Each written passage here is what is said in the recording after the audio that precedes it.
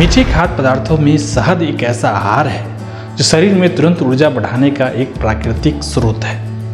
मधुमक्खियों से प्राप्त शहद में कई तरह के विटामिन्स, मिनरल्स तो होते ही हैं, साथ ही एंटीऑक्सीडेंट और अमीनो से भी भरपूर होता है। ये इतना महत्वपूर्ण तत्व है कि दुनिया के प्रमुख ग्रंथों में इसका श्रद्धा से गुणगान किया गया है। भारत तो हजारों साल पहले शहद का रस निचोड़ चुका है।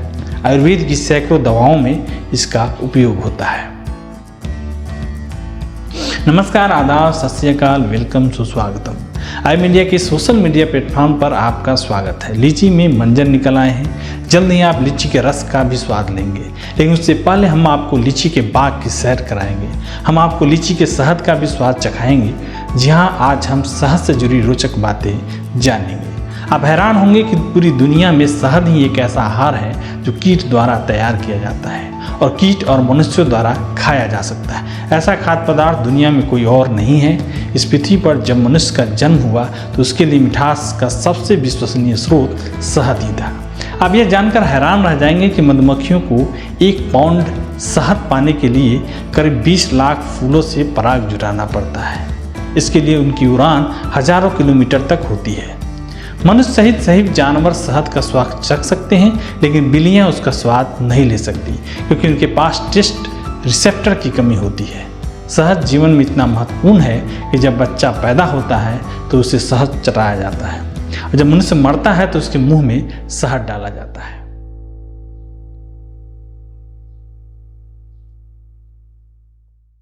दुनिया के सभी प्रमुख धर्मों में शहद का श्रद्धापूर्वक वर्णन है। हिंदू धर्म में शहद पूजा, धार्मिक अनुष्ठान में प्रयोग होने वाले 5 खाद्य पदार्थों में से एक है। पंचगव्य में शहद भी एक तत्व है। वेद पुराणों में भी इसकी महिमा है। पुराणों में भगवान विष्णु व कृष्ण के नीले वर्ण को मधुमक्खी के साथ संलिप्त किया गया है। ईसाइयों के धर्मग्रंथ बाइबल में कहा गया है, हे मेरे पुत्र, मधु खा, यह अच्छा है। जैसे मधुकोश का शहद जीभ पर मीठा होता है, वैसे ही तुम निश्चय कर सकते हो कि बुद्धि आत्मा के लिए अच्छी है। इस्लामिक धर्म ग्रंथ कुरान में अल नहल, शहद की मक्खियाँ नाम से एक पूरा अध्याय है, जिसमें उपचार व अन्य मसलों के लिए शहद की मजबूत सिफारिश की गई है। ग्रंथ में शहद को एक पौष्टिक और स्वस्थ भोजन माना गया है। बौद्ध धर्म में मनाए जाने वाले उत्सव मधु पूर्णिमा में शहद महत्वपूर्ण भूमिका निभाता है। शहद की उत्पत्ति पर जानकारी देना फिजूल है, क्योंकि शहद की मक्खियाँ तो पूरे विश्व में हजारों सालों से भिनभिना रही है और फूल भी खिल और महक रहे हैं। बस इतना कहा जा सकता है कि जहाँ से शहद पाए जाने की पहली जानकारी प्रमाण हमें मिली, वही इसकी उत्पत्ति मान ली गई है। जैसे शहद पाए जाने वाले का पहला रिकॉर्ड 3500 ईसा पूर्व के प्राचीन मिस्र में माना जाता है। वहाँ भोजन में शहद शामिल किया गया था और ममीकरण के लिए शहद का प्रयोग किया जा रहा था। वैसे स्पेन में एक पत्थर पर मिले शैलचित्र ने इसे और प्राचीन घोषित कर दिया है। वहाँ वालसिया के क्यूवास डे ला आराना में पाई गई गुफा के चित्र में एक मनुष्य को मशक्कत से शहद इकट्ठा करते दिखाया गया है। इसे मैन ऑफ बिकौर कहा गया है। यह गुफा 8000 साल पुरानी मानी गई है। ईसा पूर्व 2000 से 3000 में लिखे गए वेदों में भी शहद का वर्णन है। चीन में भी 2000 ईसा पूर्व शहद लोकप्रिय था। ऐसा भी कहा जाता है कि ईसा पूर्व 323 में सिकंदर के शव को बेबीलोन से मैसेडोनिया करीब 18000 मील की दूरी पर पहुंचाने के लिए उसे शहद की बाल्टी में डुबोकर रखा गया था। भारत के प्राचीन आयुर्वेदिक ग्रंथों में शहद की खोजपूर्वक जानकारी और गुणों का विस्तार से वर्णन है। यह सभी ग्रंथ 2000 साल पहले लिखे गए थे। वाग्भट के अष्टांग हृदयम ग्रंथ में शहद का उपयोग घाव को साफ करने व भरने के लिए किया जाता है। यह विभिन्न आंतरिक व बाहरी संक्रमणों के खिलाफ भी उपयोगी है। चरक संहिता व सुश्रुत संहिता में 8 प्रकार के शहद की जानकारी व उनके गुण बताए गए हैं। ऐसी जानकारी विश्व के किसी भी ग्रंथ या किताब में उपलब्ध नहीं है। इन शहदों के नाम मक्षिकम, ब्रह्माराम, क्षौद्रम, पौथिकम, चतरम आदि हैं। इनके गुण के साथ साथ यह भी बताया गया है कि यह किस रोग में लाभकारी है। हैरानी के बात यह है कि इनमें क्षुद्रम शहद को मधुमेह के उपचार में लाभकारी माना गया है। इन ग्रंथों के अनुसार शहद वात कफ रोग का इलाज करता है। नेत्र रोगों, बवासीर, अस्थमा, खांसी और तपेदिक में लाभकारी है। रक्त संबंधी बीमारियां दूर करता है और तुरंत ऊर्जा प्रदान करता है। आंतों को ठीक करता है और अपच को दूर रखता है। शहद पोषण से भरपूर है। यह शरीर का विष भी रोकता है। ग्रंथों के अनुसार शहद को गर्म कर खाना निषिद्ध है और ऐसा करने पर कभी कभी यह विष में भी बदल सकता है।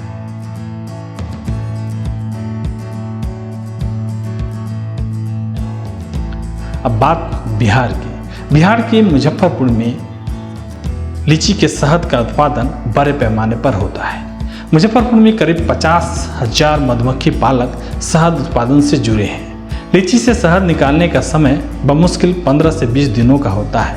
इतने ही दिनों में 2 बार शहद निकल जाता है। उत्पादन 4 से 5,000 टन होता है। मुख्य रूप से मार्च माह में ही लीची से शहद का उत्पादन मधुमक्खी पालक करते हैं। इसके उपरांत सरसों, यूकेलिप्टस, बाजरा और तिल आदि से शहद निकालने उत्तर प्रदेश, पश्चिम बंगाल और मध्य प्रदेश के विभिन्न जिलों में चले जाते हैं।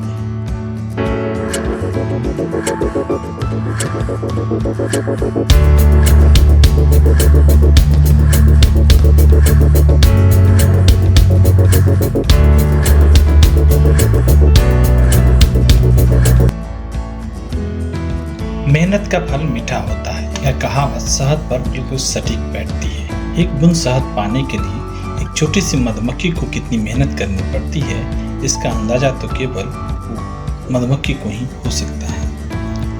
मधुमक्खी के जीवन में 4 तरह के बदलाव होते हैं: अंडा, लार्वा, प्यूपा और मक्खी। मधुमक्खियां एक सामाजिक प्राणी हैं और एक ग्रुप बनाकर मोम के बने छत्ते में रहती हैं। एक साथ रहने वाली सभी मधुमक्खियों के ग्रुप को कॉलोनी कहा जाता है। वातावरण और स्थान के अनुसार एक कॉलोनी में 5,000 से 50,000 तक मधुमक्खियां हो सकती हैं। एक छत्ते या कॉलोनी में कौन सी मधुमक्खी कौन सा काम करेगी, ये सब निश्चित होता है। एक कॉलोनी या छत्ते में 3 तरह की मधुमक्खियां होती हैं: रानी मधुमक्खी, नर मधुमक्खियां और मजदूर मधुमक्खियां। एक छत्ते की हजारों मधुमक्खियों में रानी मधुमक्खी केवल एक ही होती है। ये आकार में बाकी मधुमक्खियों से बड़ी होती है और ज़्यादा चमकीली भी, इसलिए इसे झुंड में आसानी से पहचाना जा सकता है। पूरे छत्ते में अंडे देने का काम केवल यही एक रानी मधुमक्खी ही करती है। रानी मधुमक्खी एक दिन में लगभग 2,000 से 3,000 अंडे दे सकती है और इसमें इनकी सहायता करती हैं नर मधुमक्खियाँ या ड्रोन मधुमक्खियाँ। छत्ते में नर मधुमक्खियों की संख्या बदलती रहती है। इनकी संख्या 0 से लेकर 200 से 300 तक हो सकती है। इनका काम केवल रानी मधुमक्खियों की सहायता करना होता है। छत्ते में सबसे ज्यादा संख्या मजदूर मधुमक्खियों की होती है। एक छत्ते में मजदूर मधुमक्खियों की संख्या 1000 से ऊपर ही होती है। इन्हें बांझ मादा मधुमक्खी भी कहा जाता है, क्योंकि केवल अंडे देने को छोड़कर छत्ते का सारा काम इन्हें ही करना पड़ता है। मजदूर मधुमक्खियों को इतनी मेहनत करनी पड़ती है कि इन्हें सोने का भी समय नहीं मिलता। ये छत्ते का निर्माण करती हैं, फूलों से रस लाकर शहद बनाती हैं, साथ ही अंडों और बच्चों की देखभाल भी करती हैं और इसलिए इन्हें शहद वाली मधुमक्खी और श्रमिक मधुमक्खी भी कहा जाता है। केवल मादा या मजदूर मधुमक्खी ही शहद बना सकती है और डंक मार सकती है। मधुमक्खी के 2 पेट होते हैं, एक खाना खाने के लिए और दूसरा फूलों का रस इकट्ठा करने के लिए। 1 किलो शहद बनाने के लिए पूरे छत्ते को लगभग 40 लाख फूलों का रस चूसना पड़ता है और करीब 90,000 मील उड़ना पड़ता है। इसलिए मधुमक्खी अपना काम बड़ी तेजी से करती हैं, क्योंकि उसके पास छत्ते के और भी बहुत काम होते हैं। मधुमक्खियां फूलों का रस चूसने या परागकण के लिए जाते समय लगभग 20 मील प्रति घंटे की रफ्तार से यात्रा कर सकती हैं और फूलों को रस को वापस छत्ते तक ले जाते समय ये करीब 17 मील प्रति घंटे की रफ्तार से यात्रा करती हैं। ये फूलों की तलाश में कई किलोमीटर दूर निकल जाती हैं, यानी शहद बनाने की पूरी प्रक्रिया तेजी से और बड़ी कुशलता से चलती है। शहद की क्वालिटी, मधुमक्खी की प्रजाति, जिस फूल से रस इकट्ठा किया गया है उसकी प्रजाति आदि बातों पर निर्भर करती है। शहद बनाने वाली मधुमक्खियों का जीवन काल लगभग 20 से 60 दिन का अलग अलग प्रजाति और मौसम के अनुसार होता है। एक चम्मच शहद लगभग 12 मधुमक्खियों की जीवन भर की मेहनत या कमाई होती है, यानी 1 चम्मच शहद चाट कर हम 12 मधुमक्खियों के जीवन भर की कमाई चट कर जाते हैं।